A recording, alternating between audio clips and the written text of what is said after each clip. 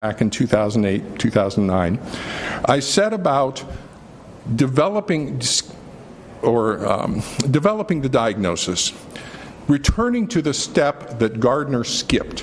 What is this pathology that we're looking at? And fundamentally, if we have a child rejecting a parent, that's an attachment-related pathology. The attachment system is the brain system for love and bonding, governs love and bonding throughout the lifespan, including grief and loss.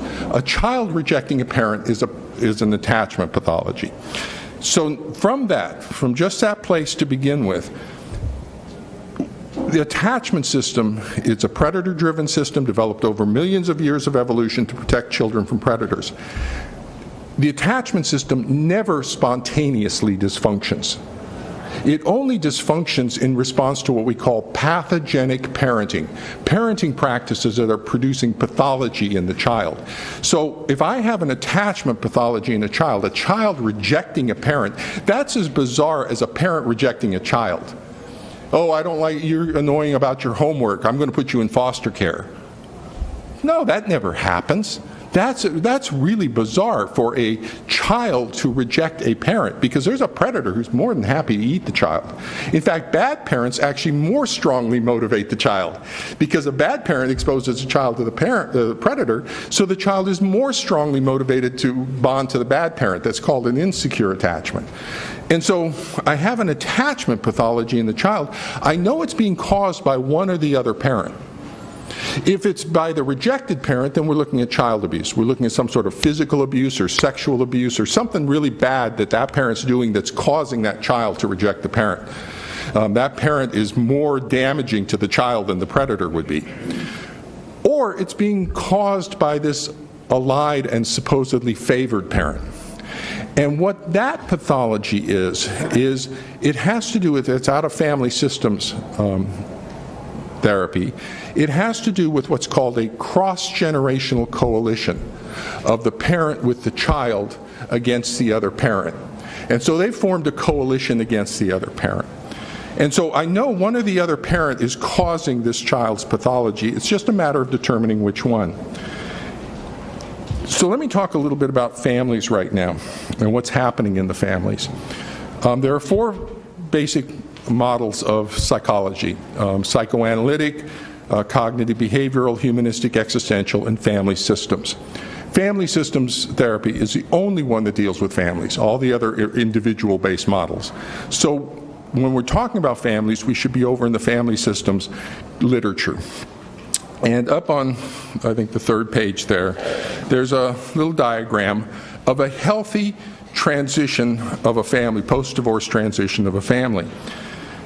Families go through a lot of transitions over the course. First one has to do with uniting the couple into a marital unit. Now, if they divorce at that point, before there's a birth of a child, they go back to being individuals. But the moment there's a child born, that's now a family. And divorce does not end the family. The family will always be there once you have a child. Divorce ends the marriage, not the family. And what happens is we go from the intact family structure that was united by the marriage to now a post-divorce separated family structure where the parents are living apart, but that's now united by that child. It's the child holding the family together because of the shared bonds with both parents. And that's that little girl in the soccer uniform. She's holding this family together. But that puts the child in a very vulnerable position. That if there's nasty conflict stuff going through, that's going to rip the child apart. And so that's, as you move down into the third picture there, we get what's called a cutoff family structure, where the child, because there's a conflict between the parents, the child is either in the middle of the conflict and they can't stay there for too long, a year, and then boom, they choose one side or the other in this to get out of the middle of the conflict. And so you get that cutoff family conflict. Cutoff family structure is described by Murray Bowen. He's one of the top people in family systems work.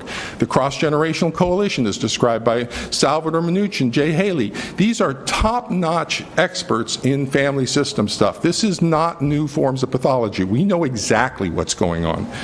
So we get this cutoff family structure here. And if you look at that third picture, that's not divorce, that's the death of a parent. A cutoff family, that mother in that third picture is essentially dead.